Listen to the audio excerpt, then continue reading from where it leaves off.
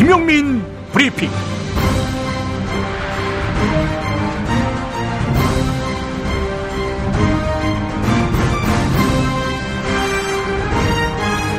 (2016년 11월 21일) 월요일에 인사드립니다. 세월호 7시간, 그때 대통령인 박근혜는 무엇을 했느냐? 이것은 박근혜가 왜 아무 일도 안 했는지를 규명하기 위한 첫 질문입니다. 청와대는 국민이 던지는 이 질문에 아직 확실하게 답하지 못하고 있습니다.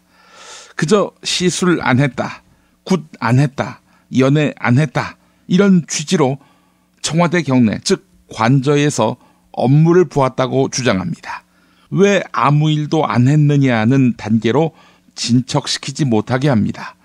청와대의 이 같은 해명 과연 믿을 수 있겠습니까? 관저에서 업무를 보았다는 청와대 설명을 유추해서 노무현 전 대통령의 사위인 곽상원 변호사는 박근혜가 침실 딸린 방에 있었다, 이렇게 단언했습니다. 청와대 비서실장을 지낸 문재인 더불어민주당 전 대표도 그건 박근혜가 출근을 안 한 것이다 라면서 질타했습니다. 요컨대 업무를 제대로 돌보지 않았다는 결론입니다. 사실 박근혜가 대국민 사과 때 했던 발언들도 하나같이 거짓말로 드러나고 있으니 관저에서 업무를 보았다는 해명은 기본적으로 낮은 신뢰에 기반하고 있습니다. 박근혜 일당이 다음엔 혹시 이런 거짓 해명을 하지 않을까 생각돼 바람 빼는 차원에서 예측해봅니다.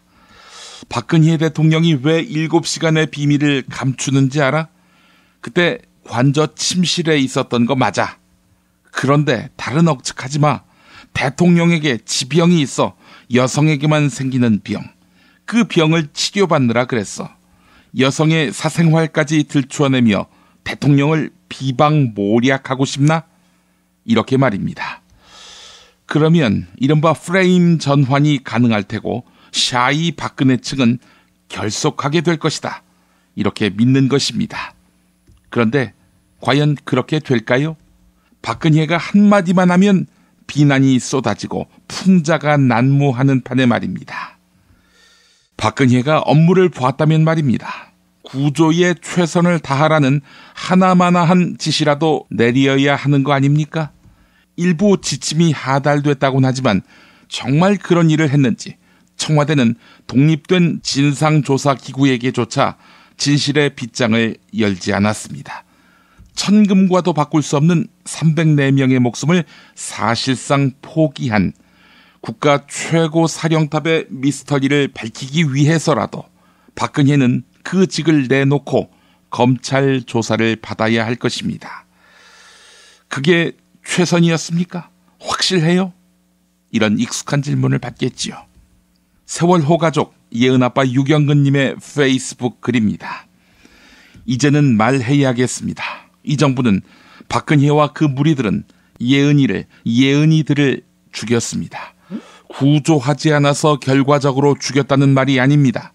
구하면 안 됐고 수장시켜야만 했다는 말입니다. 진실을 밝혀야 하지만 진실이 밝혀진 후가 두려운 이유입니다. 제가 너무 많이 나갔다고 생각하시겠지요. 그러나 곧 알게 될 것입니다. 지난 주말 개인으로 모인 전국 100만의 촛불을 목도하며 어둠이 빛을 이겨본 적이 없다는 신약 성서 말씀을 떠올렸습니다. 빛으로 나가는 대한민국, 현대사의 중대 분기점이 될 2016년 11월의 넷째 주입니다. 김용민 브리핑과 함께하고 계십니다. 돈이 없어서 건강보험료가 밀린 대다수의 생계형 체납자의 경우 부당이득금 환수 조치가 두려워 아파도 치료를 포기하게 됩니다. 깊어진 병은 일상을 위협하고 일자리를 빼앗습니다. 일자리가 없으니 생계는 더 나빠지고 다시 치료를 포기하게 하는 악순환이 계속됩니다. 가장 큰 문제는 당장 치료가 시급한 가족이 있는 가정의 경우 악순환의 주기는 더욱 빨라질 수밖에 없고 이러한 삶은 결국 생존을 위협한다는 것입니다. 병 때문이 아니라 치료를 못 받기 때문에 죽는다? 있을 수 없는 일입니다.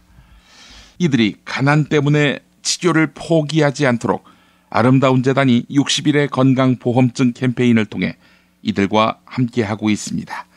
자세한 사항은 검색창에 아름다운 재단을 입력해 주시기 바랍니다. 영희는 엄마 아빠와 떨어져 삽니다. 엄마 아빠는 가난해서 건강보험료를 내지 못했습니다. 이제 그 보험료를 영희가 내야 합니다.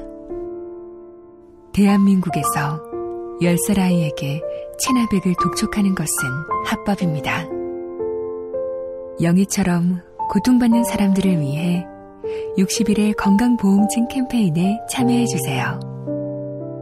당신의 참여가 제도를 바꾸는 시작입니다. 아름다운 재단. 야, 너 홍어 판다 그랬지? 팔지. 근데 홍어가 진짜 그렇게 몸에 좋아? 아니 끝내준다니까. 우리 엄마 관절염인데? 홍어. 나 숙취는? 홍어. 마누라 다이어트는? 홍어. 큰이모 변비? 홍어. 작은 형 소화불량은? 홍어. 여동생 피부? 홍어. 큰 누나 주름? 홍어. 명절 때 선물은? 홍어라니까. 근데 비싸지? 열나 싸고 열나 맛있는 홍어가 있다니까. 어디? 알싸한 홍어. 네이버 검색창에 알싸한 홍어를 검색하시고 1599-6456.com 혹은 1599-6456 전화주문도 가능합니다.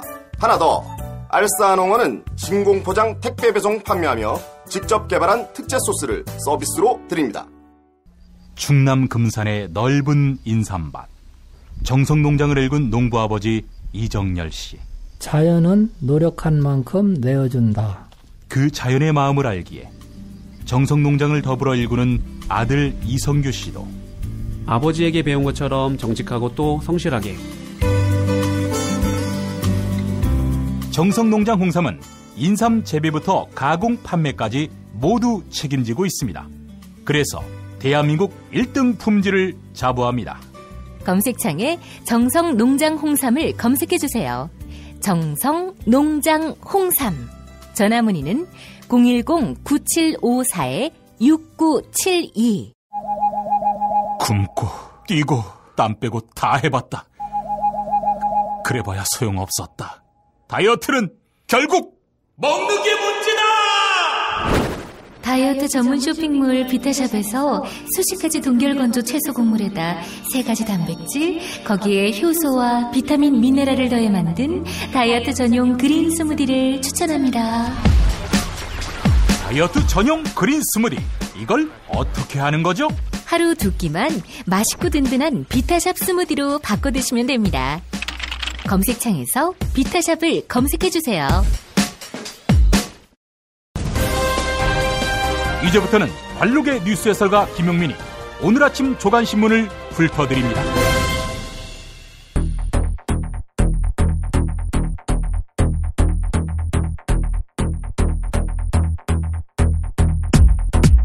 주요 뉴스부터 보겠습니다. 중국 당국이 한국산 드라마, 영화, 예능 프로그램의 방영과 한국 연예인의 중국 광고 출연을 전면 금지할 방침입니다.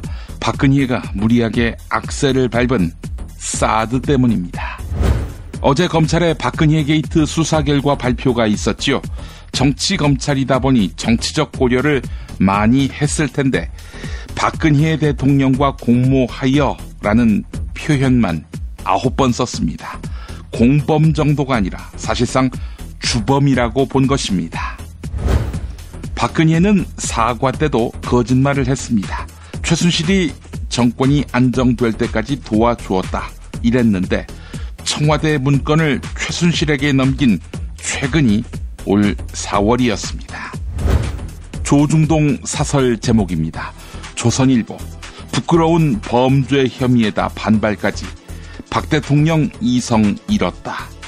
중앙일보, 국정농단 주범인 대통령이 검찰 수사를 짓밟겠다니. 동아일보, 검찰이 밝힌 최순실 국정농단 공범 박 대통령 탄핵 마땅하다. 새누리당 내의 비박계 국회의원 최소 32명이 탄핵에 동의했습니다. 야당 170석을 합치면 200석이 넘어갑니다. 탄핵이 성립되는 것입니다. LCT 사건의 핵심 피의자 이영복 청운건설 회장이 지명수배 때에 친박 정무수석 현기환과 수차례의 통화를 했다고 합니다. 지위 고하를 막론한 검찰 수사의 칼끝, 친박계를 향하고 있습니다.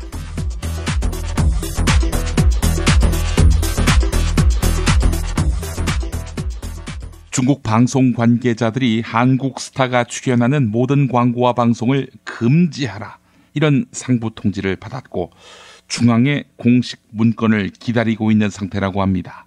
최근에 한중 공동 투자로 제작된 이민호 전지현 주연 드라마 푸른 바다의 전설이 중국 심의를 통과하지 못했지요.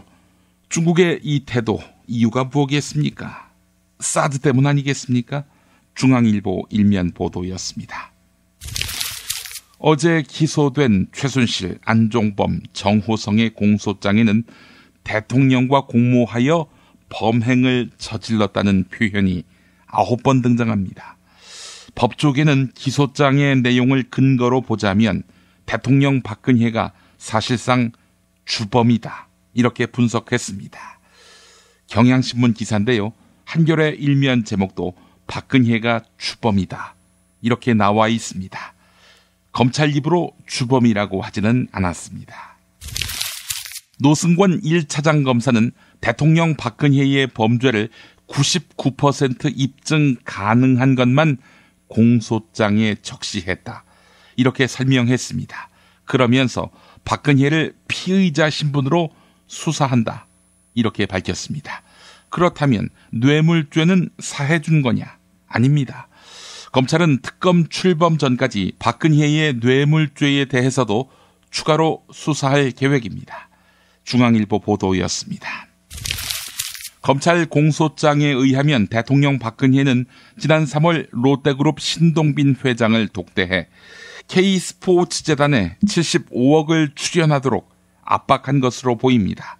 출연 명목으로는 하남시 체육시설 건립을 언급했는데 이는 최순실이 기획한 전국 5대 거점 체육시설 건립의 일환입니다. 박근혜가 최순실의 구체적인 사업안을 충실히 이행한 것입니다. 한편 공소장에는 박근혜가 기업들로부터 직접 뜯은 액수로 985억여 원이 거론됐습니다. 한겨레가 보도했습니다. 어제 아침 11시 검찰특별수사본부 이영렬 본부장이 직접 중간 수사 결과를 발표했습니다. 이어서 불과 4시간도 채 지나기 전에 서울중앙지법은 A4 용지 33페이지 분량의 공소장 전문을 언론에 공개했습니다. 재판을 맡게 될 법원의 정서가 어떠한지 알 수 있는 단면입니다. 조선일보 보도였습니다. 대통령 박근혜는 최순실에게 건넨 문서를 일부 연설문이나 홍보물로 한정했습니다.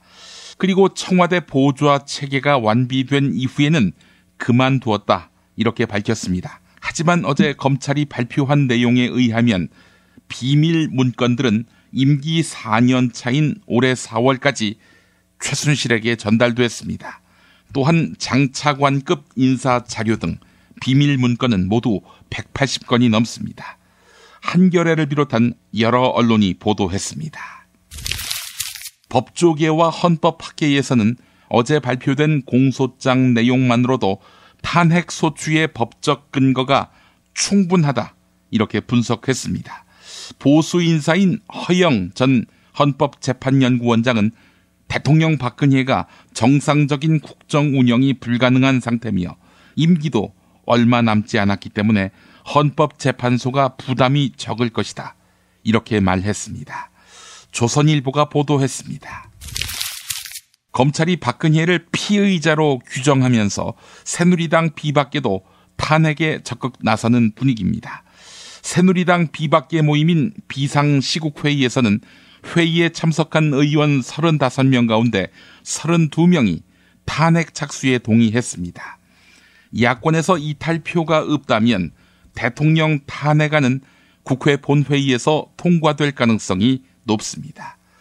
조선일보 보도였습니다.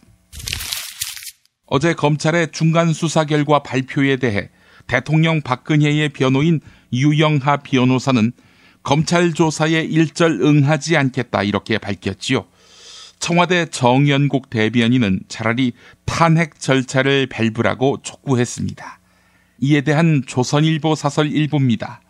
박근혜가 검찰 기소 내용을 정면으로 반박한 데 이어 법에 따른 수사까지 거부했다. 이성을 잃었다고 할 수밖에 없다. 스스로를 망친 무분별, 아집, 독단을 버리지 않고 있다. 검찰은 정식 소환장을 발부해 진실 규명에 최선을 다해야 한다. 네. 동아일보는 탄핵하자, 중앙일보는 검찰은 굴하지 말라. 이렇게 사설에 실었습니다. 세월호 참사 당시 대통령 박근혜는 7시간 동안 관저에 있었다. 이렇게 청와대가 밝혔습니다. 하지만 종일 관저에 머물며 회의 한 번 소집하지 않은 것을 자인하면서도 그 시간에 무엇을 했는지 명확히 밝히지 않았습니다. 당일에 열린 수석 비서관 회의도 박근혜가 아닌 비서실장이 주재했습니다. 하여간 특검의 어깨가 무겁습니다. 한겨레 보도였습니다. 김종 전 문화체육관광부 2차관이 박태환 선수를 협박한 녹취록이 공개됐습니다. 리우 올림픽 출전 포기를 종용한 것입니다. 왜 굳이 문체부 차관이 나서 집요한 협박과 회유를 불사했을까? 체육계 고위 인사에 따르면 대통령 박근혜가 한나라당 의원 시절 주최한 한 행사에 참가를 요청받았다고 합니다. 하지만 이런저런 이유로 박태환 선수가 참석하지 못하자 미운 털이 박혔다는 것입니다. 또한 피겨 여왕 김연아 씨는 차은택 주도로 만든 늘품 체조 시연회에 참석을 요청받았지만 스케줄상의 문제로 거절했습니다. 이에 최순실의 조카 장시호는 김연아는 찍혔다. 이렇게 말한 것으로 알려졌습니다. 박근혜 일당이 감히 스포츠 영웅 김연아 박태환까지. 네, 경향신문이 요약했습니다. SBS의 그것이 알고 싶다는 최순실의 소개로 대통령 박근혜가 2010년 한나라당 국회의원 시절 얼굴 미용을 위해 줄기세포 치료를 받은 적이 있다고 소개했습니다. 문제는 방송에서 거론된 대로 최순실과 박근혜가 시술받은 주사제가 불법 의약품에 해당된다는 것입니다. 의료기관이 식품의약품안전처의 허가를 받지 않고 환자의 줄기세포를 추출해 배양, 증식하면 불법입니다. 약사법 위반에 해당됩니다. 네, 이것도 수사받아야 되겠네요. 중앙일보가 보도했습니다. 대통령 박근혜가 검찰 수사에 응하지 않겠다고 밝히며 버티는 데에는 샤이 박근혜 지지층에 대한 믿음이 작용한 것으로 보입니다. 박근혜의 지지율이 5%인 것은 박근혜를 지지하는 게 부끄러워서 여론조사에 응답하지 않았기 때문이란 것입니다. 하지만 지난 토요일에는 전국에서 100만의 촛불 집회가 있었고요. 부산 대구 지역도 수만에 이르는 촛불 부대가 거리에 등장했습니다. 이들 지역의 전통적인 박근혜의 지지층이 충성심을 거두었음을 시사하는 거지요. 샤이 박근혜, 예라이 박근혜입니다. 한국일보 보도였습니다. 부산 해운대 LCT 비리와 관련해 수배 중이던 이영복 청원건설 회장이 현기환 전 청와대 정무수석과 수차례 통화했던 것으로 드러났습니다. 현기환 전 정무수석은 친박계 핵심 인사로 알려져 있습니다. 두 사람은 이영복 회장이 지명 수배 중이던 지난 8월부터 최근까지 수차례 통화한 것으로 드러났습니다. 지위 고하를 막론하고 수사하라는 박근혜의 지시, 검찰이 잘 이행하고 있네요. 예, 동아일보 보도였습니다. 미국 장사랑! 구렁이똥 이뻤다. 장이 살아야 내 몸이 산다. 배변 활동에 도움을 주는 건강기능식품입니다. 미궁 장사랑. 지금 검색창에 미궁 장사랑을 검색하세요. 정권교체를 함께 염원하는 판촉물 쇼핑몰 네피알. 기념품, 답례품, 기왕이면 네피알로 인터넷 검색창에 입력하시거나 032-519-4800으로 전화하세요. 카카오톡 아이디는 네피알. 일산 라페스타에 있는 풍무 양고기, 즉석에서 숯불에 구워먹는 양갈비하고 양꼬치, 이거 맛보시면 다른 걸 찾지 않아요. 못하냐 시방. 빨리 예약들 안 하고 031-902-9292. 수아비스랩닷컴에서 한 달간 오픈 기념 행사로 100% 페이백 행사를 진행합니다. 구매한 가격만큼 그대로 현금으로 돌려주는 100% 페이백. 부담 없이 수아비스 화장품의 효과를 확인하세요.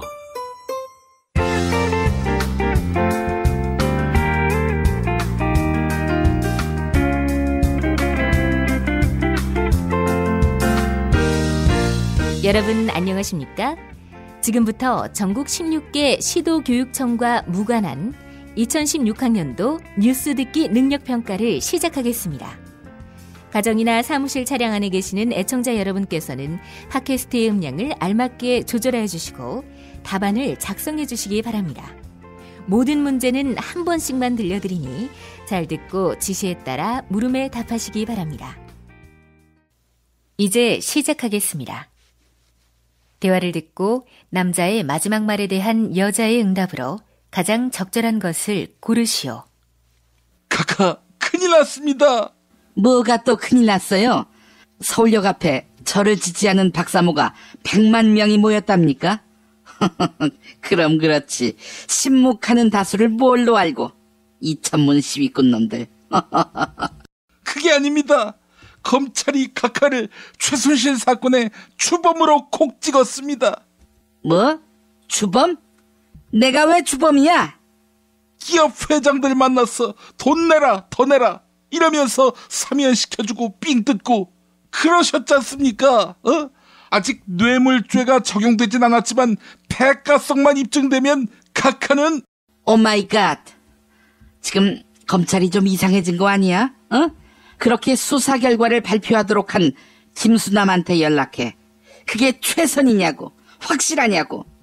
검찰은 99% 입증 가능한 것만 밝힌다고 했습니다. 카카, 이제 저희 비박도 카카가 넘지 못할 선을 넘어갔다 이렇게 생각하고 있습니다. 그래서 어제 비상시국회의에 참석한 비박 의원 35명 중에 32명이 탄핵에 동참하기로 날 탄핵한다고? 이 씹새끼들. 야, 너희 비박들 한번 검찰 수사 받아볼 티요? 털어서 먼지 안 나올 놈 있겠어? 검찰 수사요? 카카한테 지금 칼들이 되는 검찰 말씀이십니까? 또 지금 친박을 겨누며 LCT 수사에 열을 올리는 검찰 말씀이십니까? 그러면 공영방송에게서 한번 제대로 공격당해볼 티요? 미디어 폭격을 맞아서 온전한 정치인 봤어? 공영방송이요? 하루 20개 가까운 아이템으로 카카를 맹폭격하는 공영방송 말씀이십니까? 아니 최재경이는 지금 뭐해? 검찰을 장악할 수 있다더니 말빨이 떨어진 거야? 왜 우병우만도 못해? 말빨도 말빨이지만 최재경이가 감이 떨어졌다는 이야기가 많습니다. 어째서? 다 망해가는 카카 곁에서 한 자리 얻겠다고 한 걸로 보면 카카, 최재경이 2012년 대검 중수부장할 때 들이받았던 검찰총장이 있었습니다. 그 검찰총장이 누군지 아십니까? 알지. 1번 최동욱, 2번 김기춘, 3번 우병우, 4번 한상대, 5번 김진태.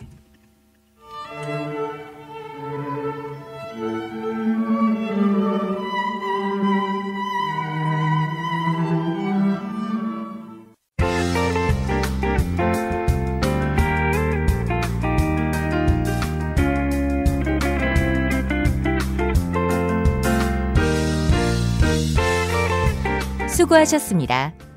수험생 여러분은 팟빵 게시판에 정답과 이메일 주소, 사연을 남겨주시기 바랍니다.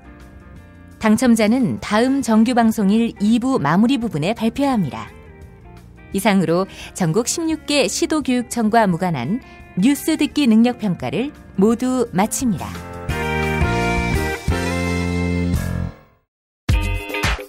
자기야, 매트리스 고르기 너무 힘들어. 대한민국 최초 매트리스 멀티샵 매트리스엠 몰라? 전세계 최고 브랜드 정품만 취급해. 매트리스 살 때는 꼭 매트리스엠으로 오세요. 카카, 큰일 났습니다. 뭐가 또 큰일 났어요? 주진우가 아리랑 치기배를 만나서 전치 C8주의 중상을 입었답니까? 그게 아닙니다. 주진우가 함세홍 신부와 함께 카카와 카카 아버지 시대를 탈탈 털어서 낸 책이 날개 돋친 듯 팔리고 있습니다. 무슨 책인데? 악마 기자와 정의 사제. 악마 기자 주진우, 정의 사제 함세웅의 속 시원한 한국 현대사 콘서트. 악마 기자 정의 사제. 왜 때리십니까? 빨리 다 사들여. 더 이상 그 책 못 읽게. 시사인북에서 나왔습니다.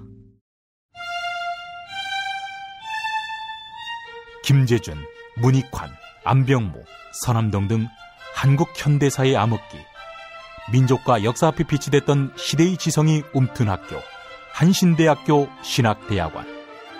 한신대학교 신학대학원 장학기금 마련을 위한 음악회가 11월 29일 화요일 저녁 7시 반, 서울 수유동 한신대학교 신학대학원 예배당에서 있습니다. 소프라노 박미애, 메조소프라노 추이명, 테너 박현준, 바리톤 류연승 등 유명 성악가와 함께합니다. 입장권은 전석 5만 원이며 02-2125-0111로 문의하시기 바랍니다.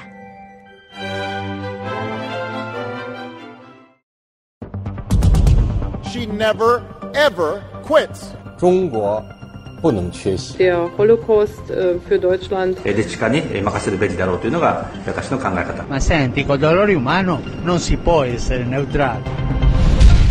국제뉴스의 맥. 한반도와 국제 문제를 전문적으로 취재하는 황준호 기자 만나겠습니다. 황 기자님. 예, 안녕하십니까? 예. 어떻게 매주 월요일은 지난 주말에 촛불 집회 관련한 외신 보도를 리뷰하는 것으로 거의 고정되는 분위기인데요. 자, 지난 주말도 100만 촛불 시위대가 전국 각처에서 모였는데 이번에도 관련 기사가 많이 나왔죠? 예, 특이한 거는 제가 페이스북 친구를 통해서 알게 된 사실인데요. 예. 심지어 이라크 쿠르드족 자치구 TV에서까지 촛불 시위가 보도가 됐습니다. 루다우라는 이름의 TV 채널인데 그 광화문 촛불 행진 영상 보여주면서 블룸버그 통신에 소속된 서울 주재 한국인 기자 이분을 영상통화로 연결해서 상황을 보도하는 그런 영상도 나왔습니다. 예. 쿠르드 자치국이라고 하면은 지금 이슬람 국가 IS하고 전쟁하느라고 자기네 거가 석자가 아니라 10자쯤 되는 데거든요. 근데 촛불 시위가 얼마나 대단했으면 그런 곳에서까지 뉴스를 다뤘을까 이런 생각이 들었습니다. 예. 자, 어제 검찰 발표에 대한 외신 보도도 많이 쏟아진 것으로 아는데요. 어떻게 판단됩니까? 예, 통신사 기사들 먼저 소개해드리겠습니다. AP통신은 한국검찰 대통령이 친구와 공모했다고 발표하다라는 제목의 기사에서 박 대통령이 국정을 조작하고 대통령과의 친분을 악용해 재산을 축적한 비밀 친구의 범행에 공모했을 것이라고 검찰이 보고 있다라고 썼습니다. 예. AFP통신 같은 경우는 대통령이 부패 스캔들에 공모했다고 검찰이 발표했다라고 쓰면서 현직 대통령이라서 반역, 내란 외의 범행으로 기소되지는 않지만 검찰 조사는 받을 수 있고 퇴임 후에 기소될 가능성이 있다 이렇게 썼습니다. 외국 언론들이 이런 통신사 기사를 게재하거나 통신사 기사를 재료로 해서 자체적으로 기사를 쓰는 거라고 봐야 하겠죠? 예, 그런 방식으로 많이 쓰고 있습니다. 뉴욕타임스 같은 경우는 뭐 서울에 기자가 있으니까 서울발 자체 기사를 썼습니다. 뉴욕타임스는 오랜 친구가 기업들로부터 수백억 원을 갈취하는데 박 대통령이 공범 역할을 했다고 검찰이 밝혔다라고 쓰면서 전국적으로 퇴진 요구를 받고 있는 한국의 지도자에게 또 하나의 큰 타격이다라고 진단했습니다. 그리고 미국의 월스트리트 저널은 박 대통령이 스캔들에서 핵심 역할을 했다고 검찰이 발표했다 하면서 퇴임 후 기소 가능성을 보여주는 거다라고 전했습니다. 예. 영국의 BBC 방송 역시 한국의 박근혜 대통령이 스캔들에서 한 역할을 했다 이렇게 썼습니다. 예. 요즘 그 한국 상황에 가장 관심이 많은 나라가 일본 같은데요. 일본 언론들은 어떻게 보도했는지 소개해 주시겠습니까? 예, 일본 공영방송 NHK 같은 경우는 어제 오전에 일요일 정규 방송을 하다가 긴급 뉴스 자막으로 검찰의 수사 발표까지 전했는데요. 검찰이 공모관계로 판단함에 따라서 퇴진 압력이 더 높아지는 것은 피할 수 없는 정세다 이렇게 평가를 했습니다. 예. 그리고 한국의 연합뉴스에 해당하는 일본 교도통신은 검찰이 현직 대통령에 의한 범죄 가담을 확실히 보여주는 이상사태다라고 규정을 했고요. 예. 지지통신도 검찰이 박 대통령이 공모했다고 단정하면서 퇴진이나 탄핵을 요구하는 압력은 한층 높아질 것으로 보인다라고 전망했습니다. 예.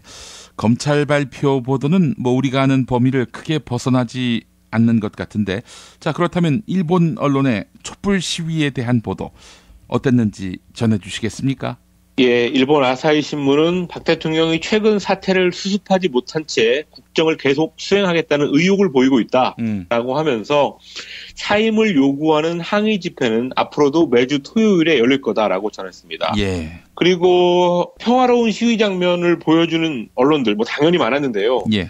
AP통신 같은 경우는 이번 집회에 락 공연이라든지 뭐 박터트리기 행사 이런 다양한 행사가 진행되고 있고 예. 남녀노소 누구나 참가할 수 있어서 가족 단위로 즐기기 좋은 형태로 바뀌고 있다라고 전했습니다. 예. 그리고 AFP통신은 세계에서 스마트폰 보급률이 가장 높은 한국에서 시위 참가자들이 촛불을 화면에 띄우는 앱 이런 것들로 시위에 나서고 있다고 전했습니다. 예. 중국 언론들은 중국 사람들한테 시위 장면 보도 웬만하면은 노출시키지 않는다고 하지요. 그 태난문 사태 이후로 특히 그러한데 어떻게 중국도 한국 시위 그런 식으로 보도했습니까? 지금도 여전히 그런 편입니다. 예. 중국 신화통신을 보면은 집회가 축제같이 열리고 있고 또 뭐 촛불은 겨울바람이 세게 불어도 꺼지지 않을 거다 이런 문장이 나오기는 합니다. 예. 그리고 또 수능 시험을 마친 학생들도 가세했는데 정유라가 이화여대에 부정 입학한 데 대한 학생들의 불만이 나타난 거다 이렇게 해석도 나름대로 쓰고 있습니다. 예. 그렇지만 중국 언론들은 여전히 그 일본 같은 경우는 대대적으로 뭐 종이신문에 시위 장면도 자주 올라가고 그렇게 되는데 예. 중국 언론들은 그렇게는 하지 않고 있습니다. 예. 다만 홍콩에서 발행되는 신문들 이쪽에서는 좀 비교적 자세히 전하는 분위기입니다. 그 사실 홍콩에서는 우산혁명 같은 반중 시위가 가끔 일어나지 않습니까? 그렇습니다. 예, 분위기와 본토하고는 상당히 다르다 보니까 한국의 촛불 시위 같은 것도 보도를 좀 다르게 하는데 예. 홍콩에서 가장 유명한 신문 사우스 차이나 모닝 포스트에 지난 토요일자로 이런 문장이 있었습니다. 예.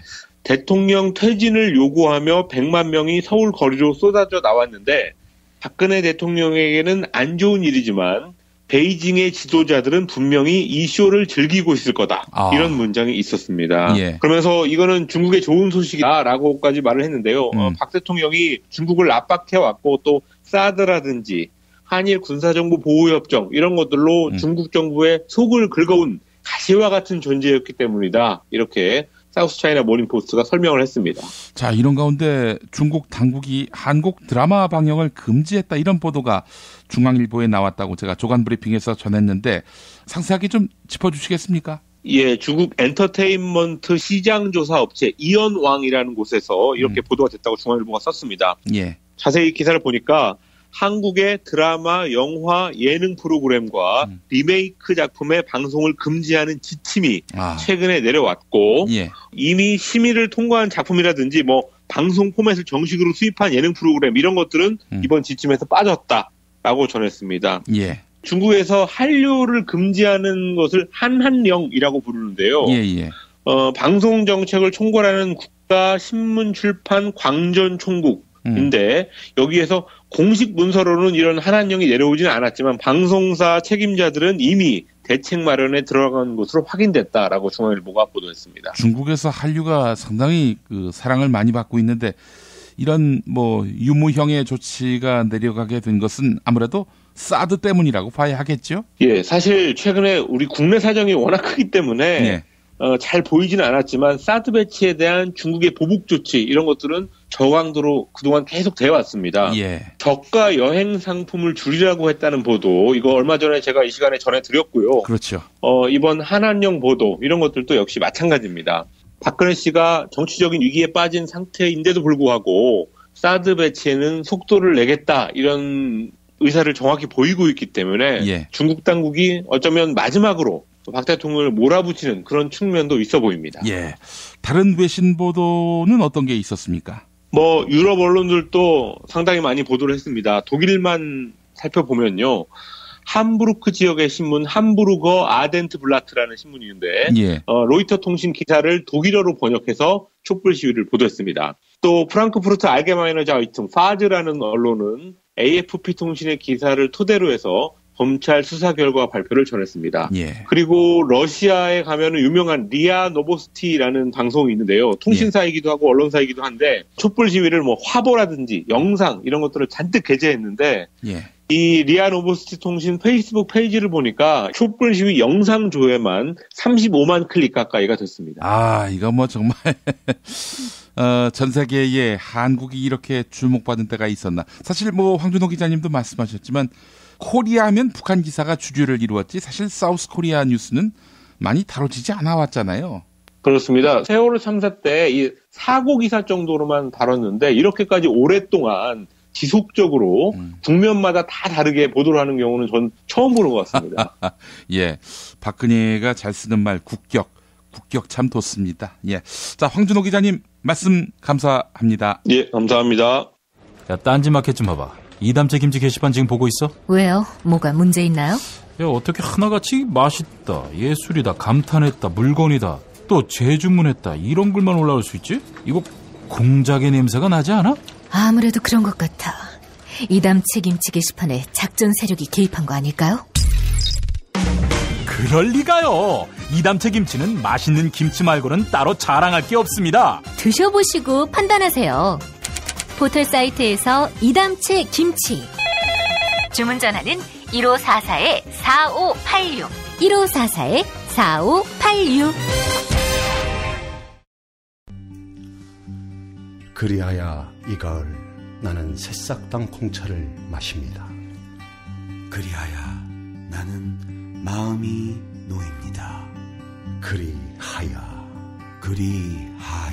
새로운 세상을 만납니다. 그리하여 새싹 땅콩차. 새싹 땅콩차 어느덧 여러 곳에서 판매합니다. 하지만 진정한 새싹 땅콩차는 전창걸닷컴에서 구매하시죠.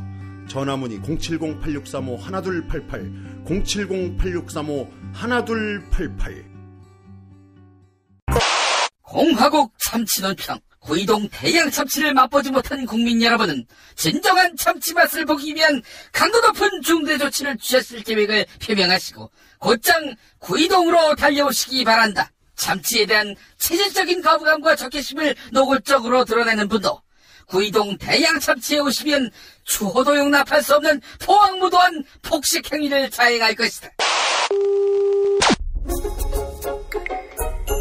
구이동 대양참치. 월요일 참치데이 이벤트, 화요일 참치머리 서비스로 함께합니다. 주차장 걱정 마시고요. 대중교통은 서울 지하철 2호선 구의역 2번 출구에서 5분 거리입니다. 대양참치 구의점 02-455-8087. 어머나, 내가 이렇게 작아졌어? 네, 메이드 바이어스에서는 환상이 현실이 됩니다.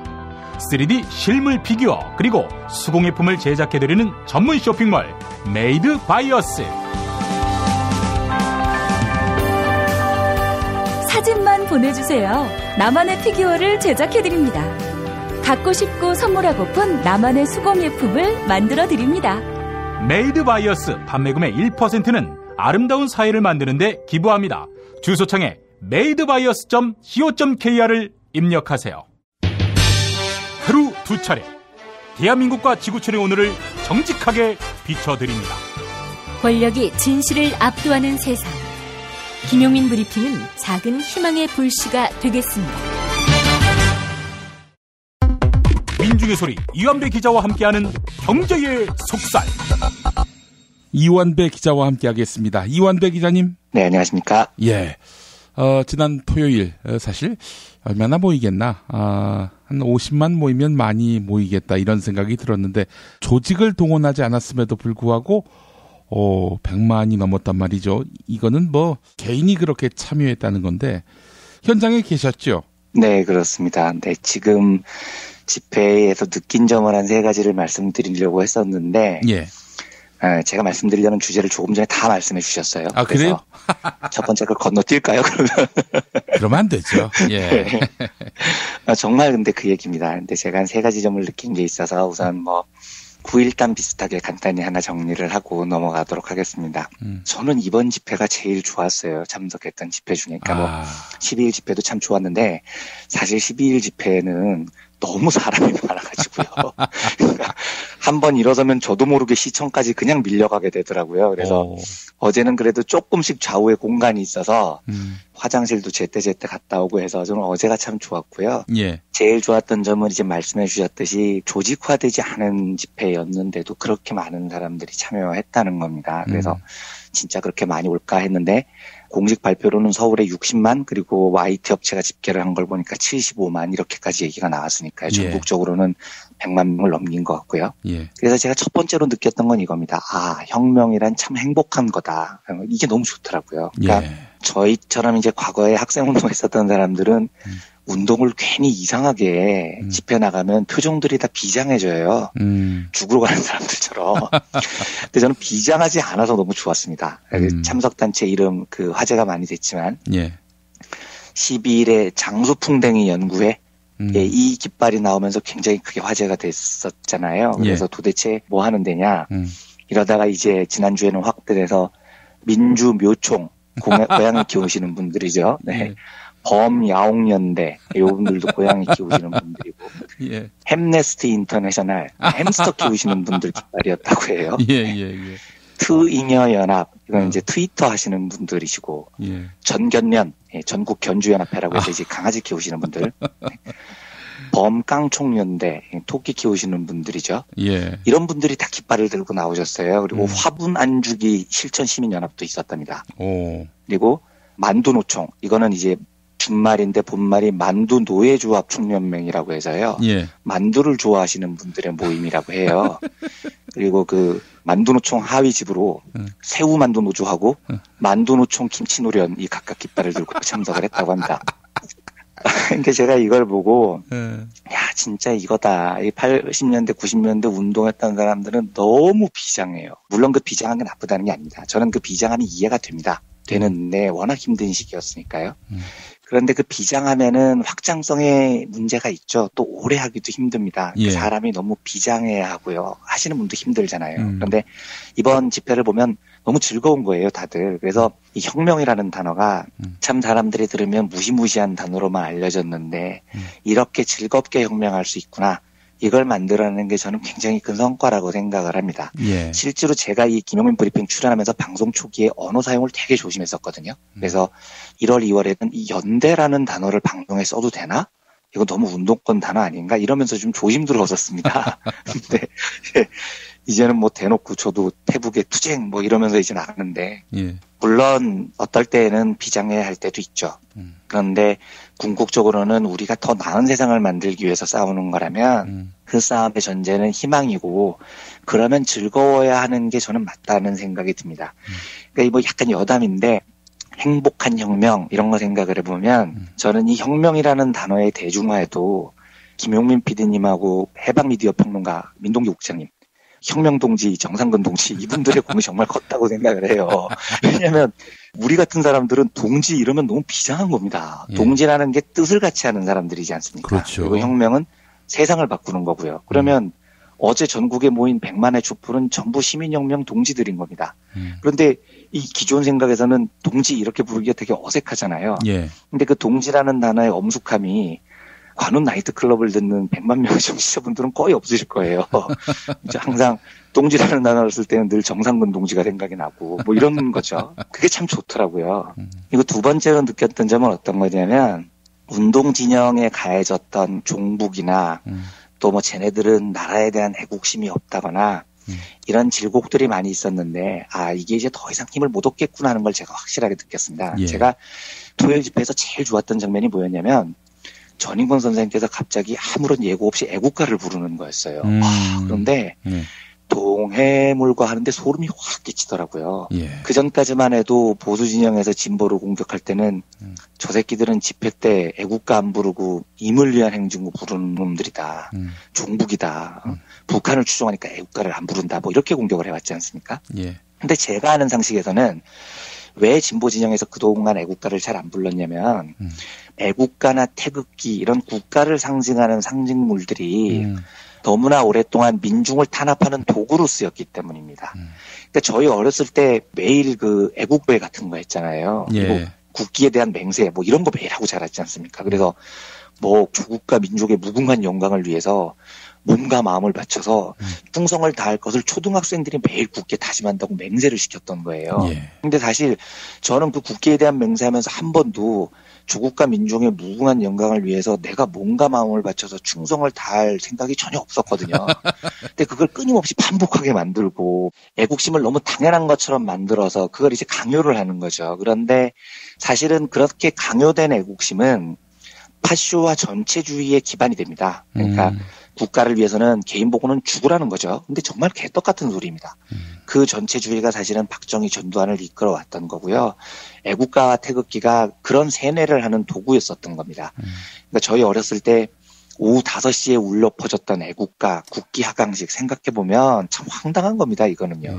그러니까 이제 진보 진영에서 그걸 거부를 했던 겁니다. 그런데 애국가나 태극기가 그런 식의 독재의 도구가 아니라면 얼마든지 우리 국민들이 부르고 국기를 휘날리고 그리고 감동할 수 있는 도구가 된다는 거죠. 그래서 저는 뭐 애국가를 듣고 조국과 민족의 무궁한 영광을 위해서 몸과 마음을 바쳐 충성을 다하지는 않겠지만 전인권의 애국가는 저는 너무 좋았었던 거예요. 그리고 나의 애국은 내가 잘 살기를 바라는 마음만큼 내 이웃도 함께 잘 사는 사회가 되기를 원하는 거고 이게 바로 사회에 대한 애정이고 그게 이제 발전하면 국가에 대한 사랑이 되는 거죠. 예. 강요된 애국이라 자발적 애국이라는 겁니다.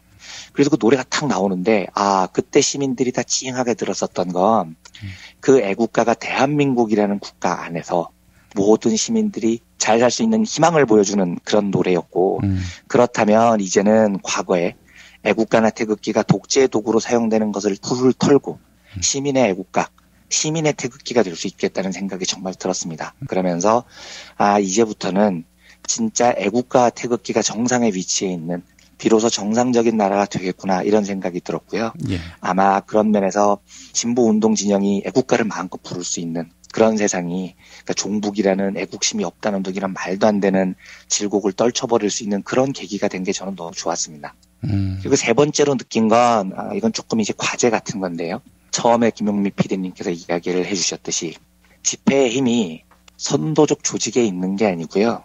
시민들에게 완벽하게 있다는 걸 이게 참 좋더라고요. 저는 아직도 그 4차까지 이어진 이 촛불 집회에서 주도하는 단체가 있거든요. 그런데 그 단체의 이름을 모릅니다. 그건 민주노총이 한 게 아니죠. 무슨 번국민 대책인가 이런 이름이던데 수십이 단체가 그 대책위를 꾸렸지만 그 단체가 한 것도 아닙니다. 물론 그분들의 노고와 수고는 진짜 크게 칭찬마땅하지만 결과적으로 그 집회는 시민들이 한 겁니다. 진보 진영에서 하는 농담이 있어요. 예. 가두 시위가 1만 명 이상 나오려면 이 조직이 있어야 되는데 가두 시위를 1만 명 이상 조직할 수 있는 그런 단체는 우리나라에서 딱 2개밖에 없다는 거죠. 예, 하나는 민주노총이고 하나는 친노 진영이라는 겁니다. 이 두 진영이 대중적으로 1만 명 이상 집회를 동원할 수 있는 유일한 힘을 가진 진영이라는 거예요. 그러니까 민주노총은 강고한 조직력이 힘이겠고 친노라는 이름으로 불리우는 시민들의 마음은 노무현 대통령의 그 아름다운 정치인의 그 마음을 추모하는 마음이겠죠. 그래서 이 두 부류가 유일하게 10,000명 이상의 가두 시위를 이끌 수 있는 힘이 있는 조직이라는 농담을 가끔가다 하거든요. 그런데 어제는 물론 노무현 대통령을 추모하시는 수많은 시민분들도 나오셨을 거고 또 한국철도노조를 비롯해서 민주노총에 있는 노동자들도 깃발을 나부끼면서 나왔습니다. 하지만 어제 그 집회는 1만 명 이상을 동원할 수 있다는 그 어떤 모임의 집회가 아니고 그냥 시민의 거대한 물결이었죠. 그 안에 다양한 직업, 목소리, 조직, 목표 이런 게 다 녹아 있는 겁니다. 저는 이게 정말 위대해 보이더라고요. 이제 과제라는 건 뭐냐면 저는 오랫동안 진보정당을 지지해왔던 사람으로서 어제 나름대로 확신을 하나 얻었습니다. 지금 이제 원외 진보정당이죠. 노동당, 민중연합당, 녹색당이 있고요. 또 원내 진보정당인 정의당까지요. 정말 진지하게 고민을 해봐야 됩니다. 왜 갈라서 있는지요. 그러니까 저 도도한 시민의 흐름 앞에 그 진보정당 운동하시는 분들요. 이 4개의 정당으로 갈라져서 또 혹자들은 서로를 미워하기도 하는데 이게 진짜 옳은 일인지를 정말 다시 한번 재고해 보시길 간곡하게 부탁을 드리고 싶습니다. 왜냐하면 저 수많은 시민분들에게요. 저는 물론 그 4정당의 차이를 설명을 할 수 있을 것 같아요. 그런데 시민분들에게는 설명할 길이 없습니다. 민중연합당과 노동당이 뭐가 다른지, 녹색당의 환경정책과 나머지 진보정당의 환경정책이 뭐가 다른지 실제로는 다르죠. 꼼꼼히 따져보면 다르다는 걸 압니다. 그런데 그건 선수들끼리 통용되는 차이예요. 근데 시민들한테는 뭐라고 설명을 할 겁니까? 진보정당 지지율이 다 합쳐봐야 5%인데 그 안에 무려 4개의 정당이 나눠져 있고요. 매 선거 때마다 진보정당의 후보자부터 단일화가 안 돼요. 그래서 선거가 뻑뻑해집니다. 뭐 선수들끼리는 알죠. 그런데 시민들한테는 설명이 안 되는 겁니다. 예를 들면 지난번 총선 때 울산 북구의 예비 후보가 지금 그 노동당의 당대표이신 이가병 대표님하고 무소속의 김종훈 후보가 나왔습니다. 그래서 이게 당내에서 한 당이면 한 당에서 경선을 한 다음에 우리 당 후보가 이분이다 하고 내세우는 게 당연한 절차인데 예. 각자의 단체를 대표를 해서 일단 나오신 다음에 국민들 앞에서 또 단일화 절차를 거쳐야 돼요. 진보정당 후보들끼리요. 이건 시민들한테 참 설명을 할 길이 없거든요. 더구나 이가병 대표님이나 김종훈 의원님이나 두 분 다 정말 훌륭한 분들이시고요. 그러니까 단일화라는 건 정당이 다르고 소속이 다르고 이념이 다른데 그래도 합칠 수 있는 연대를 하기 위해서 하는 겁니다. 그런데 김종훈 의원과 이가병 대표님 사이에 차이가 있다는 걸 저는 알지만 국민들한테 그걸 어떻게 설명을 할 것이며 그게 또 다른 정당 소속으로 출마를 해야 될 정도로 큰 차이냐는 게 이 거대한 시민의 물결 앞에서 좀 고민을 해봐야 될 문제라는 겁니다. 이걸 굳이 설명을 하려면 이쪽은 NL이고 저쪽은 PD인데 뭐 NL 안에는 또 여러 개 정파가 있고 PD 안에는 여러 개 정파가 있고 그걸 시민들에게 어떻게 설명을 합니까? 그리고 그건 활동가들 사이에서 논쟁할 일이죠. 시민들에게는 그게 정당까지 달리하고 나올 정도의 차이가 전혀 아니라는 겁니다. 그러니까 과거의 운동이라는 것이 운동 진영, 정파 혹은 계파 뭐 이렇게 불리는 굉장히 단단하고 투철한 활동가들이 이제 조직을 선도해서 시민들을 막 앞으로 끌고 나가는 그 시대가 저는 어쩌면 저물고 있는 게 아닌가 하는 생각을 굉장히 강하게 가졌어요. 예를 하나 더 들어보자면 지난번 총선에서요. 그 정의당에서 비례대표 경선을 했지 않습니까? 예. 모든 그 정당원들이 투표를 했을 텐데요. 이때 예상이 제일 유력했었던 1위 후보가 이정미 의원이었습니다.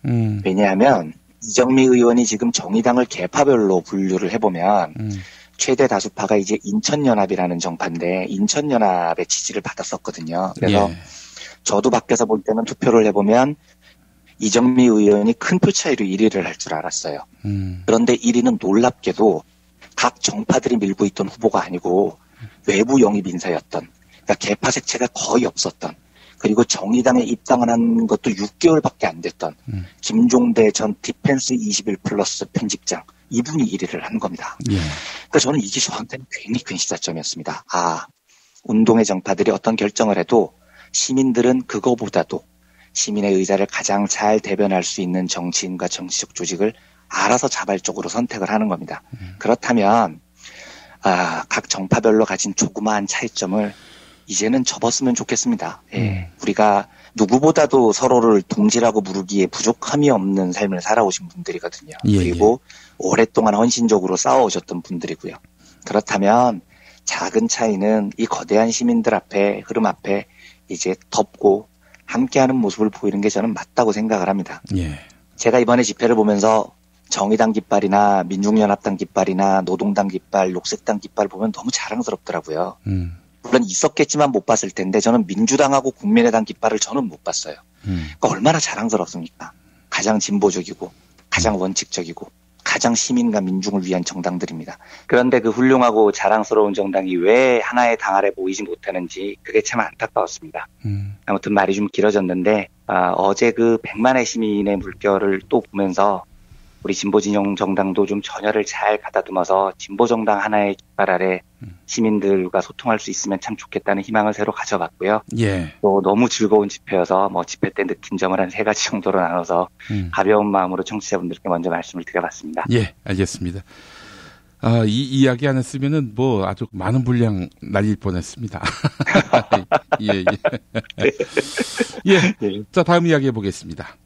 월요 경제학 시간인데, 정치가 비즈니스라면 시민은 어떤 일을 해야 할까? 이런 제목이네요.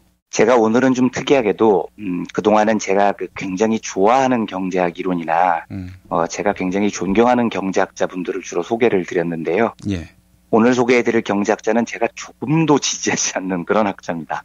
그리고 이 학자가 이제 주창한 학파를 공공선택 학파라고 하는데, 예. 이 학파 이론에도 저는 전혀 동의하지 않습니다. 그런데 이제 왜 별로 동의하지도 않는 경제학파를 인용하냐면, 예. 이게 요즘 정세에서 함의하는 바가 있기 때문입니다. 그리고 아이디어만큼은 충분히 우리가 좀 고민을 해봐야 될 부분이 있습니다. 예. 소개해드릴 학자 이름은 제임스 뷰캐넌이라고 불리는 사람입니다. 이 사람이 속해 있는 학파가 공공선택 학파라고 하죠. 그리고 예. 이론을 공공선택 이론이라고도 부릅니다. 예. 근데 이제 이 사람 이론을 쭉 따라가다 보면 신기한 게 전부 정치 이야기만 나와요. 학파에서 공공선택이라는 게 정치인들의 선택을 공공선택이라고 말을 하는 겁니다. 예. 그러니까 읽다 보면 경제학이 아니라 도무지 그냥 정치학 같은 느낌이 확 듭니다. 그런데 분명한 경제학의 한 분야입니다. 뷰캐넌은 실제로 또 경제학 교수 출신이기도 하고 1986년에 노벨 경제학상까지 받습니다. 뷰캐넌이 연구 주제로 삼은 건 이겁니다. 정치가 왜 젖박으로 움직이느냐, 정치에 대해서 굉장히 부정적인 시각을 표출을 해요. 근데 그거를 경제학 이론을 통해서 분석을 한 겁니다. 예를 들면 왜 정부는 매년 만성적 적자에 시달리냐, 왜 정치인들은 공약을 하고 항상 안 지키냐, 왜 정부는 항상 기업 편만 드냐, 뭐 이런 것들을 경제학적으로 좀 분석을 한 겁니다. 예. 그리고 결론을 뭐라고 내리냐면 원래 경제학에서는 모든 경제 주체들은 이기적이다. 이걸 전제합니다. 사업을 하는 사람도 이기적이고 노동자도 이기적이고 농민도 이기적이고, 그런데 모든 경제 주체들이 이기적인 활동을 열심히 하면 시장 경제라는 게 그걸 잘 버무려서 자본주의의 발전을 이뤄낸다. 이게 이제 자유주의 경제학의 핵심이거든요. 예. 뷰캐넌은 이걸 정치 영역까지 확장한 겁니다. 야, 모든 경제 주체가 다 이기적이라며 경제학에서는. 그러면 이것도 인정하자. 모든 정치인들도 이기적이다. 이걸 인정을 하자. 그래서 뷰캐넌은 이렇게 얘기를 합니다. 정치인은 정치적 사업가다. 폴리티컬 비즈니스맨이다. 이렇게 전제를 해버리는 겁니다. 예. 그러면 이제 이해하기가 쉬워지는 거죠. 일반 사장님들은 회사의 이윤을 극대화하기 위해서 움직이죠. 그러면 정치인들 또한 자신의 정치적 이익을 항상 극대화하기 위해서 움직인다라는 게 바로 이해가 됩니다. 예. 그건 뭐 선거에서 당선되는 것이겠고요. 또는 자기의 정치적 영향력을 크게 하려는 것이겠죠. 정치인들은 오로지 그것만 추구한다라는 것을 전제로 시작을 하는 겁니다. 그런데 뷰캐넌이 들은 예는 이런 겁니다. 예를 들어서 미국에서는 미국의 설탕 가격이 세계 설탕 가격보다 한 3배쯤 높다고 해요. 폭리를 취하는 거죠, 기업들이. 예. 그런데 이게 왜 되냐면 설탕협회가 의회에 로비를 해서 그랬다는 겁니다. 국회의원님들, 설탕이 너무 싸면은요, 사람들이 설탕을 너무 많이 먹어서요, 안 그래도 미국에 살찐 사람들 많은데요, 사람들을 살쪄서 병들어서 죽어요. 뭐 이런 논리를 갖다 댔다는 거예요. 그런데 의회가 또 이걸 받아들입니다. 뭐 국민 건강을 위한다는 명목으로요. 그래서 설탕 가격을 무지하게 높게 책정을 해요. 그러니까 이제 설탕 업체들만 신이 난 거죠. 그런데 설탕 업자들의 숫자가 인구 비중으로 보면 미국에서 0.0002%밖에 안 됩니다. 그러니까 미국 의회는 어떤 결정을 했냐면 이 0.0002%의 이익을 위해서 99.9998%한테 비싼 설탕을 지금 먹이고 있는 거죠.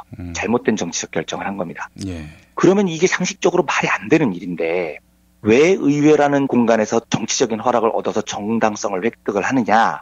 이게 바로 이제 간단하게 설명을 하면 설탕협회 로비 때문인 건데 요걸 조금 깊게 생각을 해봐야 된다는 겁니다.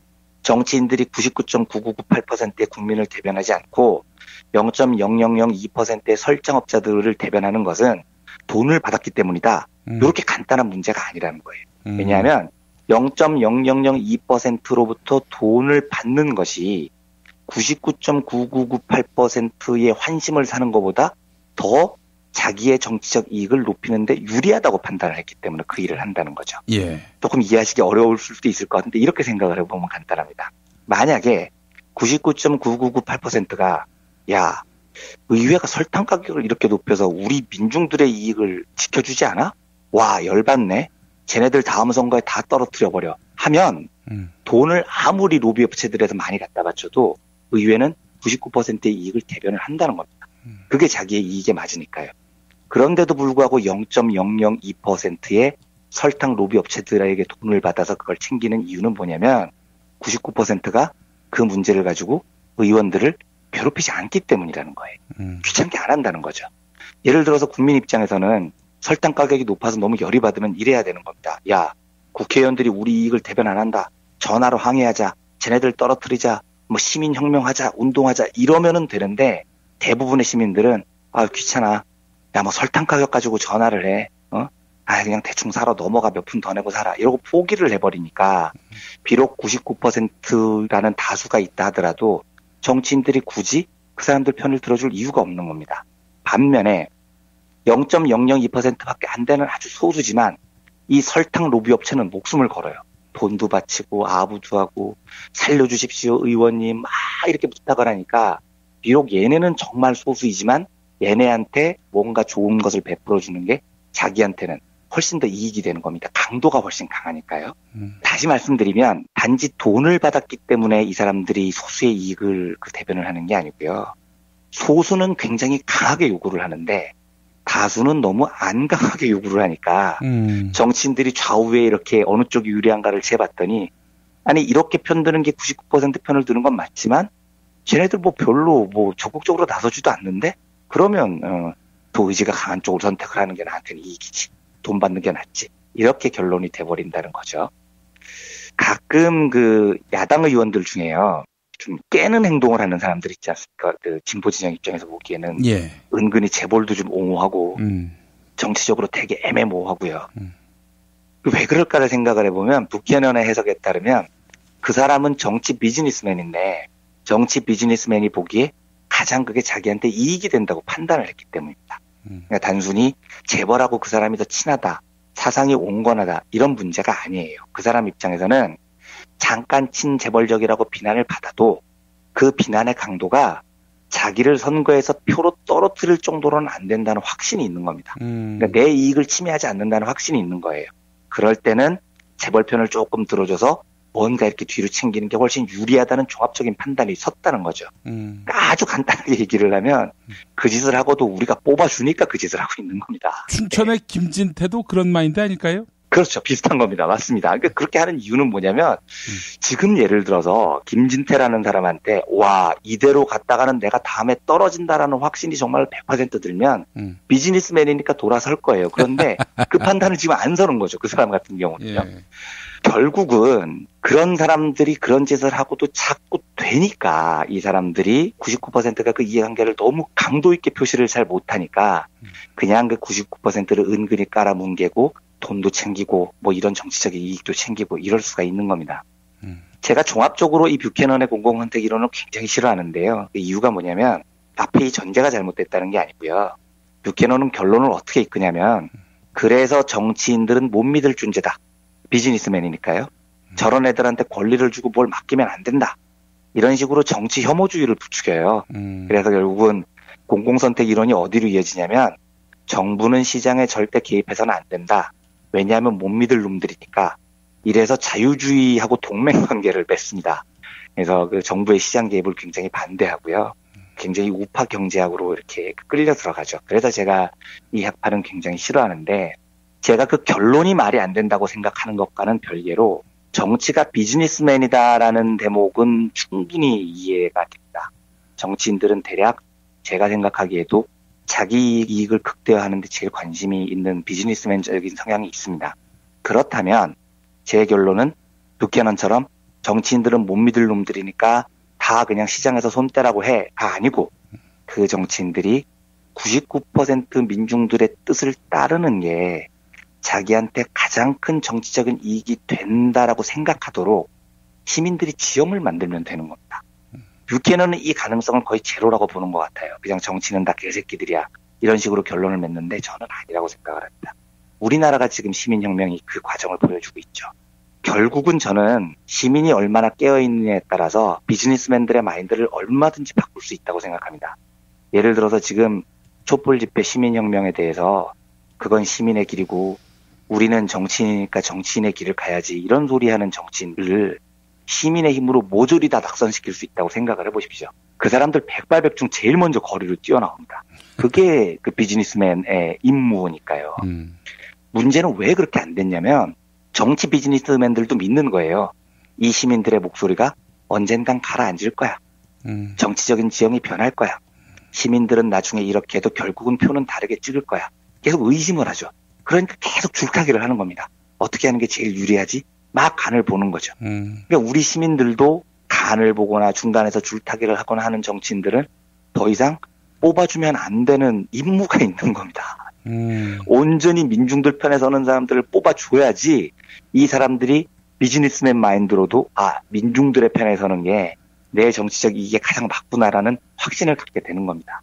그래서 저는 이 시민혁명이 끝없이 계속 이어져야 한다고 생각을 하고요. 예. 박근혜가 퇴진하더라도 주말마다 이런 집회 자주 있었으면 좋겠어요. 그래서 정치 비즈니스맨들이 시민의 뜻을 따르는 것만이 내가 다음에 재선되는 길이구나 하는 지금 시민이 가지고 있는 이 힘이 영구히 구조화되는 그런 정치 시스템이 마련이 돼야만이 굉장히 정치적인 선진화가 될 수 있다는 생각이 들었습니다.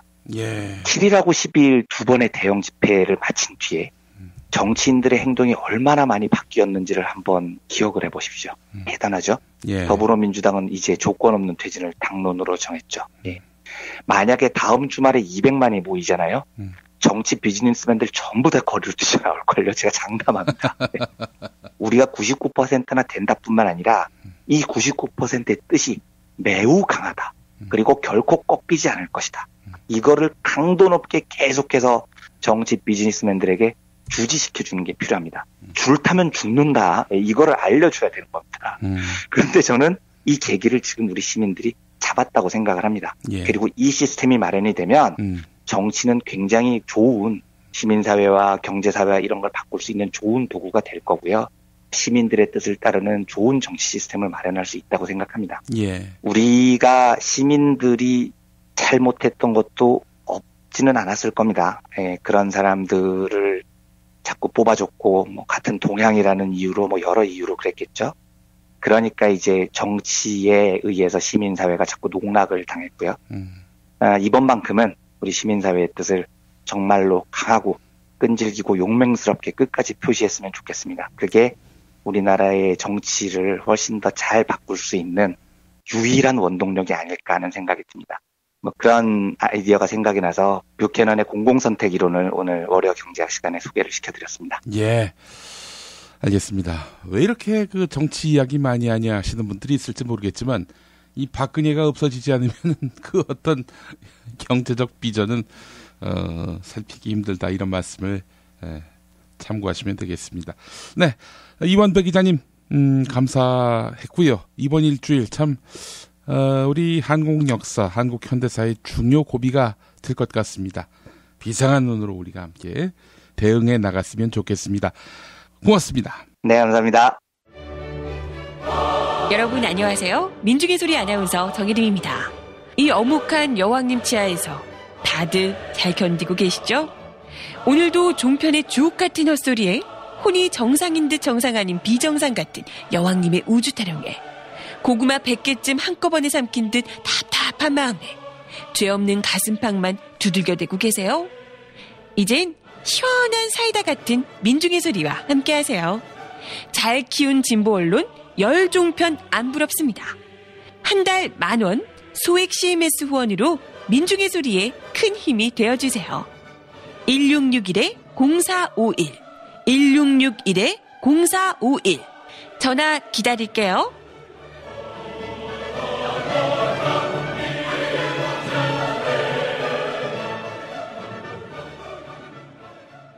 살다 보면 꽃 주문할 일이 생깁니다. 1566-0263 네이버에서 검색된 사이트보다 최대 2만 원 싸게 해드립니다. 좋은 사람과 플라워 1566-0263 잊지 마세요. 건강식품의 지존 전복을 택한다면 100% 완도에서 잡은 와우 전복. 네이버에서 와우 전복을 찾으세요. 010-2443-0818 포르투갈 정통의 레시피로 만드는 에그 타르트, 달콤함 그 이상의 감동, 타르트팜 킨텍스점, 일산 전 지역 배달, 단체 주문은 수도권 가능. 문의 전화 031-923-2995, 검색창에 타르트팜 킨텍스점. 한우 사고를 집어넣고 24시간 팔팔 끓인 곰탕, 연지연 곰탕. 어린이부터 노인까지 누구나 좋아하는 건강식 연지연 곰탕. 택배로 신청하시려면 010-7252-1114.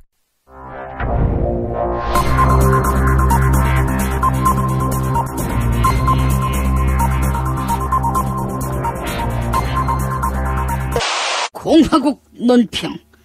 방 안에 단 둘만 있는 것을 태자마마 외에는 아무에게도 허용하지 않으시는 박근혜 동지께서는 검찰청 조사실에서 박동지와 단 둘이 만나고 싶다고 감히 추파를 던진 검찰총장 김수남에 대한 강도 높은 국가적 중대 조치를 취하실 계획을 표명하시고 구체적인 공격 방침을 제시하시었다. 경애하는 박근혜 동지의 단호한 결심은 박동지가 있게 될 조사실 창문을 밖에서 안 보이도록 창호지로 가리기까지 하는 변태 김수남에 대한 격한 분노의 표시다. 김수남은 박근혜 동지가 최순실, 안종범, 정호성 동지들과 공범이라고 밝혔다. 그러나 불통의 대명사 박근혜 동지께서는 누구와 상의를 하는 분이 아니다. 처부숴야 할 원수 김정은이가 주적이듯이 김정은의 라이벌 박근혜 동지는 총범이 아니라 무조건 주범인 것이다. 그런데 주범이 아니라 공범이라며 박동지를 폄하하는 것은 박동지를 참을 수 없이 모독하고 우롱하고 천추의 한이 될 망동의 다름 아니며 처절한 대가를 자초할 악수 중에 최악수의 다름 아니다.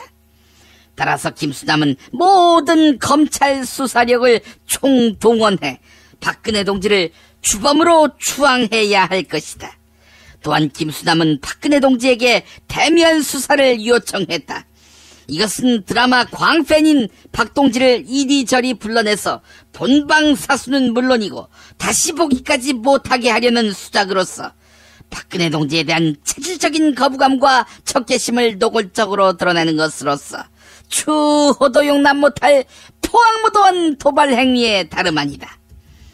이제라도 김수남은 박근혜 동지를 찾아가 참회의 눈물을 흘리며 고 노무현 전 대통령을 대기업으로부터 8천억 슈킹한 공범이라고 나불거렸다가 법적 조치를 당하게 생긴 김경재 꼴만은 나지 않게 해달라고 이 말을 땅에 찍고 반성해야 할 것이다.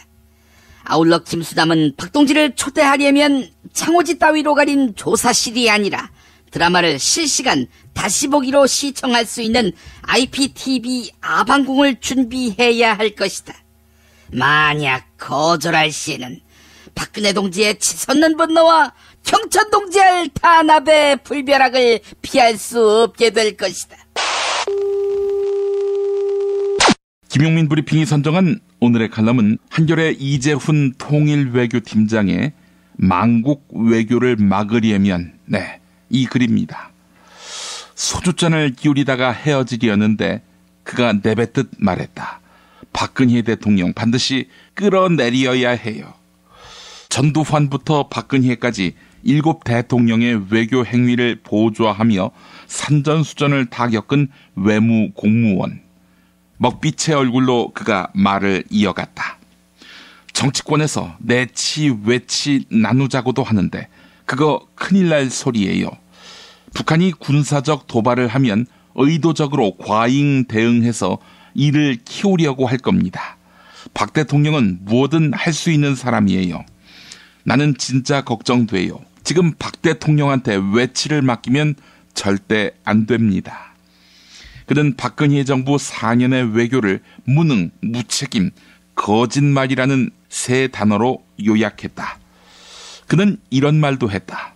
국내에서도 기자들 질문에 답변을 못하는 사람이 밖에 나가 뭘 하겠어요.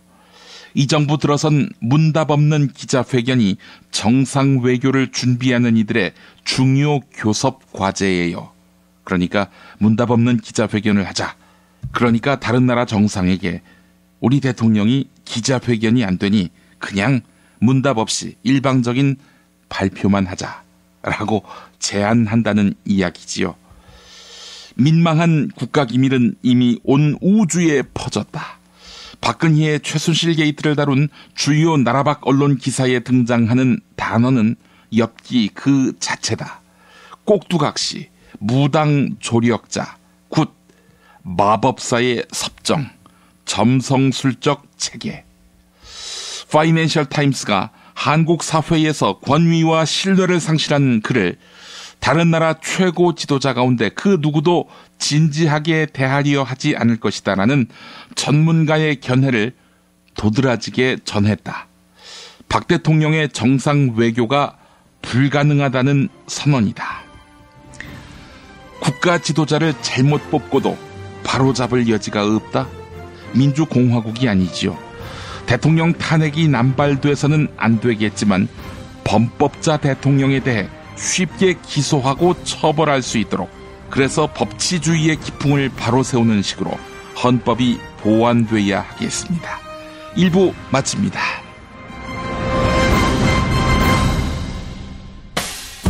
김용민 브리핑과 함께한 시간 어떠셨어요? 다음 시간에도 보다 바르고 알차며 즐거운 정보로 여러분을 찾아가겠습니다. 팟캐스트 포털 팟빵에서 다운로드하기, 구독하기, 별점 주기, 댓글 달기로 응원해주세요.